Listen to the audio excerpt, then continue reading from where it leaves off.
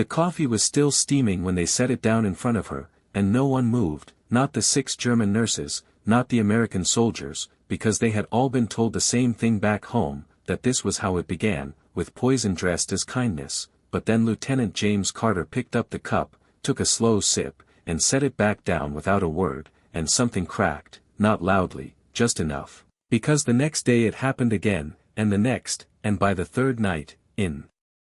whispers, every single one of them said the same quiet sentence they never thought they would believe. "They told us the Americans would smile before they destroyed you," Elizabeth Hartmann said quietly, though no one in the room answered, because they had all heard the same thing, over and over, in classrooms, in barracks, in letters from home that smelled like smoke and distance. And now the war had ended not with a single moment but with a slow unraveling, and it had brought them here, to a wooden table somewhere in the American zone, where 6 German nurses sat in borrowed chairs, their backs straight, their hands folded too tightly in their laps, watching something they did not understand, a simple object placed in front of each of them, a white ceramic cup, steam rising in thin lines that curled into the still air, carrying a smell that was unfamiliar and yet strangely comforting, coffee, real coffee, not the bitter substitute they had known for years, but something richer, heavier, something that felt like it belonged to another life, and still no one reached for it, because the silence in the room was not empty, it was filled with everything they had been told, every warning, every whispered certainty that kindness from the enemy was never real, that it always came with a cost, that it always came last. And across the table stood an American officer, Lieutenant James Carter. His uniform pressed but not stiff, his posture relaxed in a way that felt almost careless, as if this moment meant less to him than it did to them, which made it harder, not easier, to understand. And he did not speak, not at first, he simply looked at them, one by one, not with suspicion, not with pity, but with something quieter, something that did not demand anything in return. And that was what unsettled Elizabeth the most, because she had prepared herself for anger, for cold orders, for distance, but not for this, not for a man who seemed to be waiting without pressure, without urgency, as if time itself had slowed just enough to let the moment breathe. And outside, somewhere beyond the thin walls, she could hear boots moving on gravel, distant voices, the low hum of a world continuing without them, but inside, everything had narrowed to the space between her hands and the cup in front of her, the steam still rising, untouched. And then, without warning, Carter reached forward, his movement steady, unhurried, and he took one of the cups, not hers, just one at random, and lifted it, and for a second, no one breathed, because this was the moment. This was where the story they had been told would reveal itself, and Elizabeth felt her pulse tighten, not in fear exactly, but in anticipation of confirmation, of proof that everything she had believed was correct, that the world still made sense in the way it had always been explained to her. But Carter did not hesitate, he did not pause for effect, he simply brought the cup to his lips and drank, a small sip, nothing dramatic, nothing staged, and then he set it back down in the same place, the sound soft against the wood, and stepped back, his hands at his sides again, his expression unchanged, and the room did not explode into clarity the way Elizabeth expected. It did not resolve into something simple, instead it became more complicated, because nothing happened, no reaction, no signal, no hidden meaning, just a man drinking coffee in front of people who did not trust him. And the silence returned, heavier now, because it carried a question no one was ready to ask. And Elizabeth looked at the cup in front of her, the steam still there, thinner now, fading into the air, and for the first time since the war had ended, she realized that what frightened her most was not what they had been told about the Americans, but the possibility that it might not be true. No one reached for the coffee, not immediately. Not even after the lieutenant had taken his sip and stepped back, as if the act required no explanation, because habits formed over years do not dissolve in seconds, and Elizabeth could feel those habits sitting inside her like weight, like something solid and unmoving, telling her to wait, to watch, to let someone else make the mistake first. And across the table, one of the younger nurses, Greta, shifted slightly in her chair, her fingers tightening around the edge of the wood as she stared at the cup in front of her, the steam now thinner, less certain, as if even it was beginning to disappear. And still the American said nothing, no orders, no encouragement, just presence, quiet and steady. And that quiet began to stretch, not uncomfortable exactly, but unfamiliar, because silence in war had always meant something was about to happen, something sharp, something decisive. But this silence did not move in that direction, it simply existed, and Elizabeth found herself studying the lieutenant again, the way he stood, the way his shoulders did not carry tension, the way his eyes did not scan for threat but rested, calmly, as if he trusted the moment to unfold on its own, and that trust felt almost more foreign than anything else. And then Greta moved, just slightly, enough that the chair made a soft sound against the floor, and all eyes shifted toward her, not dramatically, just enough, and she reached for the cup, her hand trembling just enough to be noticed, and she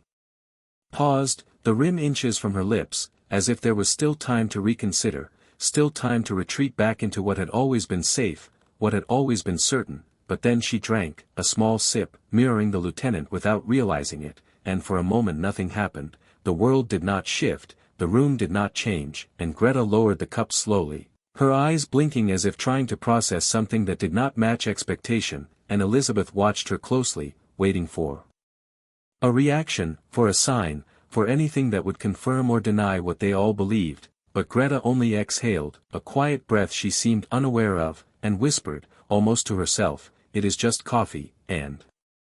the words hung in the air, simple and unremarkable, yet heavier than anything that had been said before, because they carried no fear, no warning, just observation, and something in Elizabeth responded to that, not fully, not all at once, but enough to shift the balance inside her, enough to make her look again at her own cup, at the way the light caught the surface of the liquid, at the way the steam had nearly vanished now, leaving only warmth behind, and she realized that waiting would not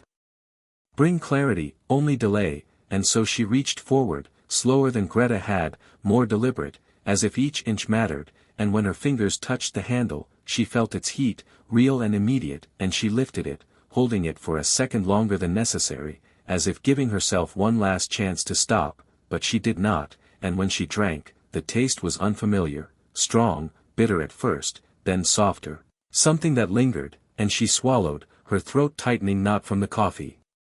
but from the realization forming beneath it, because nothing about this moment aligned with what she had been told, and across the table, the lieutenant nodded once, not in approval, not in victory, just acknowledgement, as if to say the moment belonged to her, not to him, and Elizabeth set the cup down carefully, the sound barely audible, and for the first time, the silence in the room no longer felt like a warning. It felt like space, and in that space, something new began to take shape.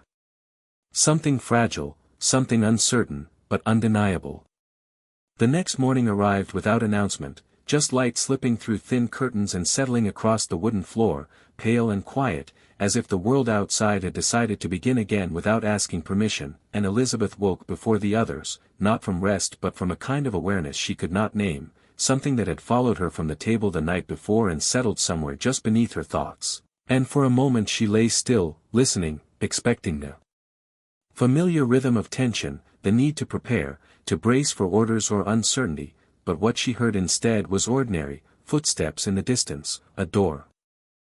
closing somewhere down the hall, the faint clatter of metal against metal that suggested work, routine, something structured and predictable, and it took her a second to understand that this was what unsettled her now, not fear, but the absence of it, and when she sat up, the room looked the same as it had the night before, the same narrow beds, the same folded blankets, the same small window that framed a sky already turning brighter, but something in the space felt different, not visibly, not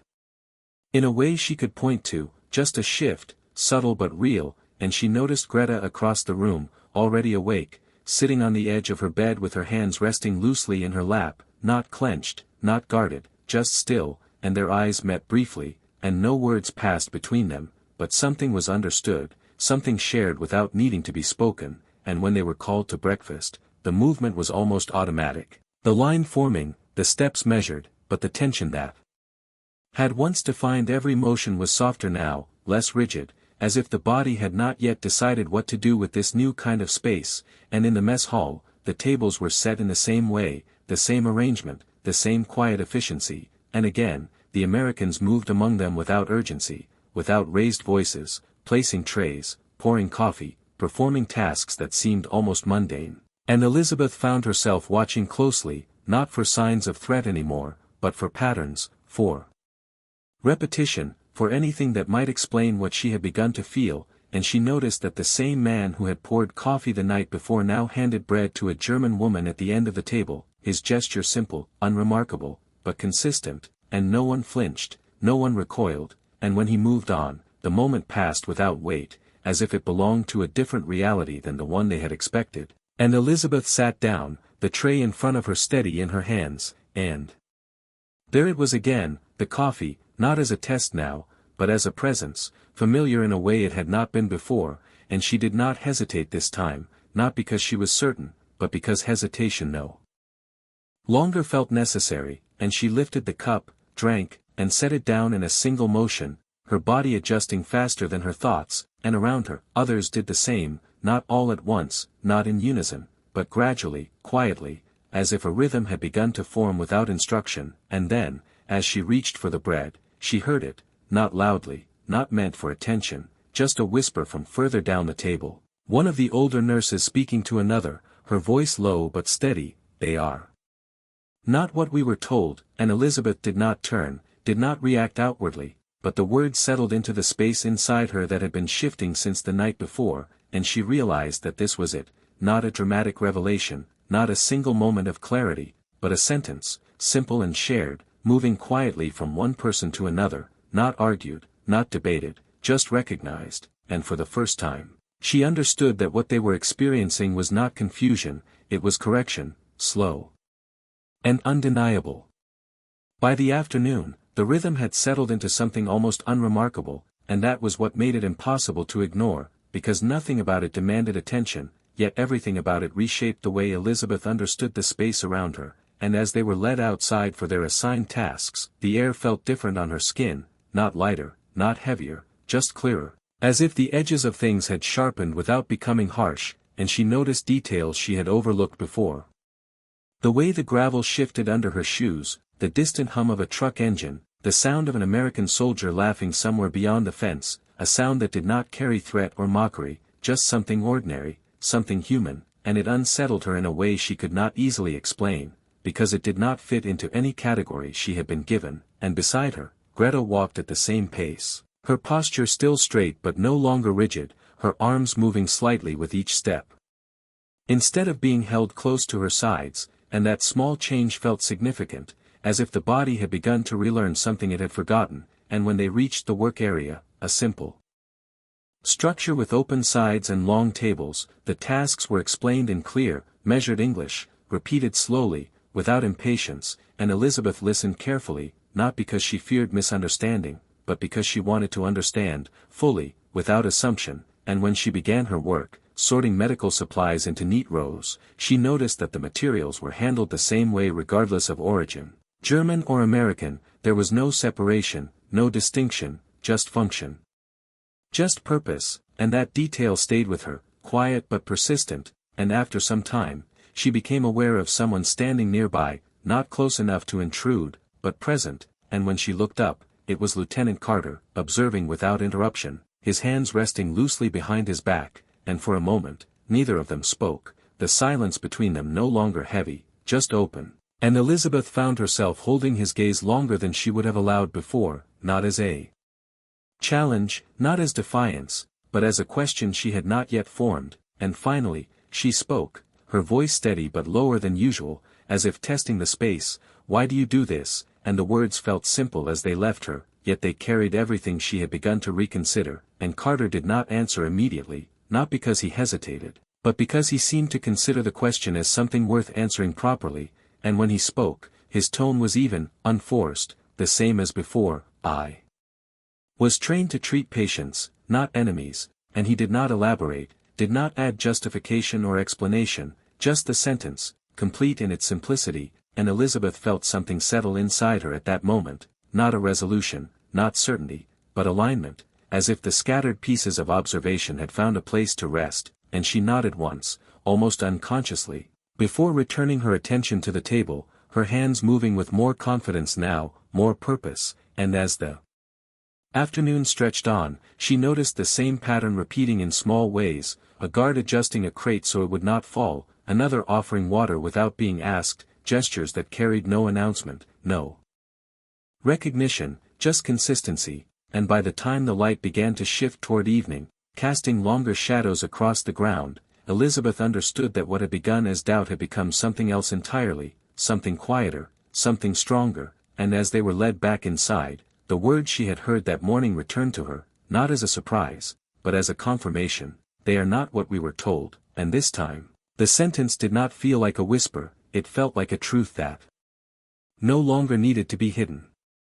That evening carried a different kind of quiet, not the tense silence of uncertainty but something steadier, something that allowed space for thought without pressing against it, and Elizabeth felt it as they returned to the barracks, the light fading outside in slow, deliberate shades, turning the sky from pale gold to a deeper blue that seemed to stretch endlessly beyond the camp, and inside, the room held the same arrangement as before, the same beds, the same folded blankets, yet the way the women moved through it had changed, small shifts in posture, in breath, in the absence of constant vigilance, and Greta sat by the window this time, not on the edge of the bed but settled back, her shoulders relaxed, watching the last of the daylight slip away as if it belonged to her in some quiet way, and Elizabeth noticed how no one rushed to fill the silence, no one felt the need to speak over it, because the silence itself had become something they could trust, something that no longer carried hidden meaning, and she crossed the room slowly, her steps measured not out of caution but out of awareness, as if she was learning how to exist in a place where not every movement needed to be guarded, and when she sat down, she realized that her hands were no longer clenched, that they rested naturally in her lap without effort, and that detail felt more significant than anything else, because it meant her body had begun to understand before her mind fully caught up, and across the room, one of the older nurses spoke, not loudly, just enough for those nearby to hear, recalling a story from months before, something they had all accepted without question. At the time, about how Americans would treat prisoners, about what to expect, and the words sounded different now, not because they had changed, but because the context around them had shifted, and Elizabeth listened without interrupting, without correcting, simply allowing the contrast to exist, and after a moment, the woman paused, as if recognizing the same thing, and gave a small shake of her head, not in denial but in quiet acknowledgement, and no one argued, no one needed to, because the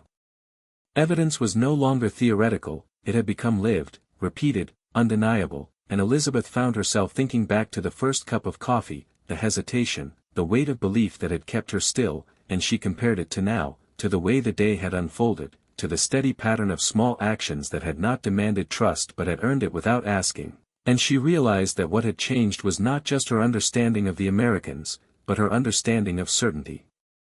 itself, because certainty had once been given to her as something fixed, something unquestionable, and now it felt different, more fragile but also more honest, shaped by observation rather than instruction, and as the room grew darker and the sounds outside softened into the distance, Elizabeth lay back on her bed, her eyes tracing the faint lines of the ceiling above, and she let the day settle into her. Not as a series of events but as a shift in perspective that could not be reversed, and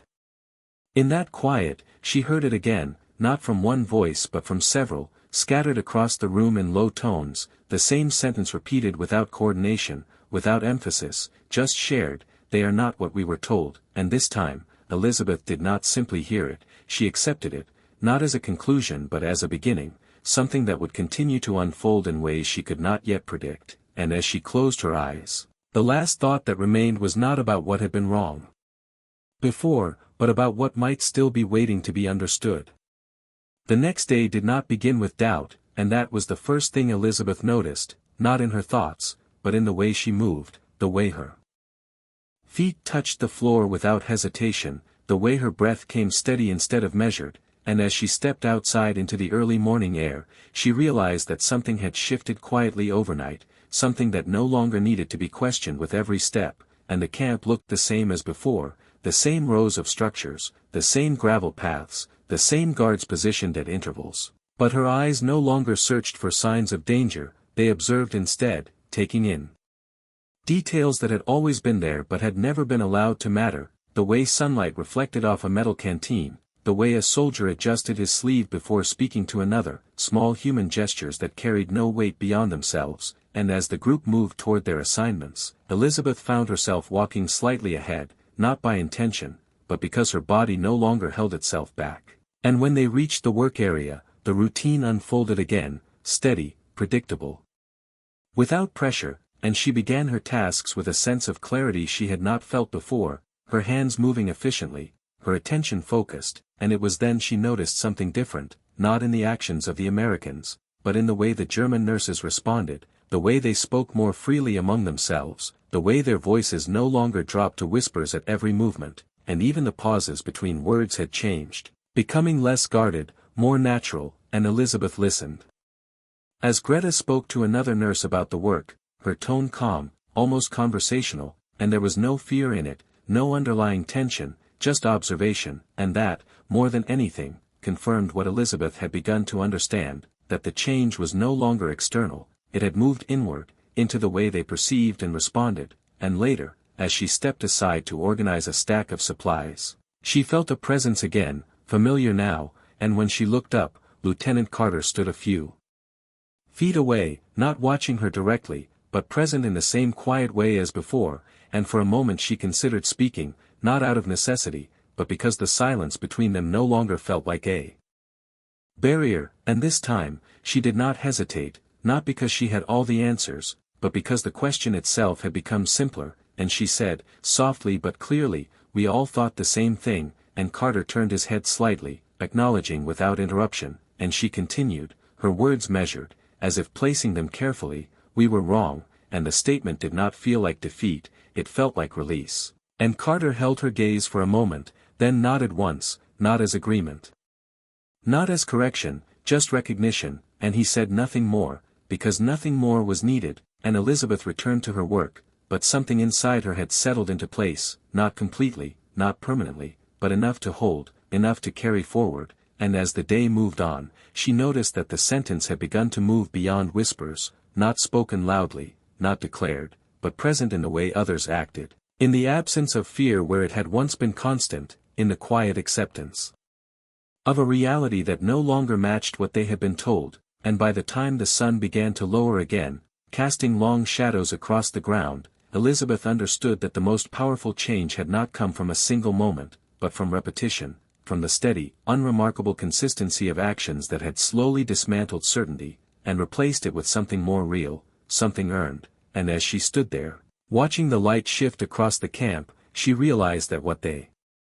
had all said, quietly, separately, was no longer just a sentence, it had become a truth they now lived inside. The pattern did not break, and that was what made it undeniable, not a single act, not a moment of emotion, but the steady continuation of something that asked for no attention and offered no explanation, and Elizabeth began to understand that this was how certainty changed, not through force, but through repetition so consistent it left no room for doubt, and by the third day, the routines no longer felt foreign. The movement from barracks to work, from work to meals, from meals back to rest. All of it carried a rhythm that no longer pressed against her, and she noticed how her thoughts had grown quieter, not empty, but clearer, as if the noise of expectation had faded enough to let observation take its place, and that clarity made her aware of something else, something she had not considered before, the difference between what she had been told and what she had actually seen, and the gap between those two had become too wide to ignore, and as she stood at the long table, organizing supplies with practiced hands, she realized that the sentence they had all whispered had begun to change, not in its meaning, but in its weight. It was no longer just a correction of the past, it was shaping the way they moved forward, and nearby, Greta spoke again, this time not in a whisper but in a normal tone, asking a question about the task, her voice steady, directed toward one of the American soldiers, and the response came just as steady, clear, respectful, without hesitation or dismissal, and the exchange passed as something ordinary, something that did not need to be remembered, and yet Elizabeth knew that it mattered, because it would not have been possible before, not when every word carried suspicion, not when silence felt safer than speech, and she found herself watching these small moments closely, not because they were unusual, but because they were becoming normal, and that normality carried more meaning than anything dramatic ever could, and later, as the afternoon light shifted and the air grew warmer, she stepped outside briefly, needing space not to escape, but to think, and she stood there, looking across the camp, at the movement of people who had once been defined as enemies, and she tried to understand how something so certain could have been so incomplete, and the answer did not come as a realization, it came as a feeling, quiet and steady, that truth was not given, it was discovered, and that discovery required time, and presence, and the willingness to see without expectation, and when she returned inside, she saw Lieutenant Carter again, speaking to another soldier, his tone calm, his posture unchanged, and for a moment, she considered how easily she could have misread him before, how every neutral gesture could have been interpreted as something else, something darker, simply because she had been told to expect it, and that thought stayed with her as the day continued, because it meant that the change was not only about the Americans, it was also about her, about the way she chose to see, and as the evening approached, and the tasks were completed, and the group began to move back toward the barracks, Elizabeth felt something settle into place with a quiet finality, not the end of a process, but the end of resistance to it, and she realized that what had once been a shared whisper had become a shared understanding, no longer needing to be repeated to be true, and as she walked beside Greta, their steps aligned without effort, she heard the sentence again, not spoken, but present in the silence between them, and this time, it did not feel like something they were discovering, it felt like something they had already accepted. Something that would remain long after the moment itself had passed. By the fourth evening, the change no longer needed to announce itself, it simply existed in the way the day unfolded without resistance, in the way Elizabeth no longer measured each moment against what she had been taught, and as she sat at the table again, the same wooden surface, the same white cups placed in front of them, she realized that the object that had once carried so much tension now held none at all, it was just coffee, just warmth, just part of the rhythm, and she reached for it. Without thought, lifting it, drinking, setting it down in a single motion that felt natural, almost automatic, and around her, the others did the same, not as a decision, but as a continuation, and the silence that followed was no longer heavy or uncertain, it was simply quiet, the kind of quiet that allowed people to exist without needing to explain themselves, and Elizabeth found herself watching Lieutenant Carter again, not out of suspicion, but out of curiosity, the kind that comes when something has proven itself consistent enough to be trusted, and she noticed how little he tried to influence anything, how he moved through the space without imposing himself on it, how his presence seemed to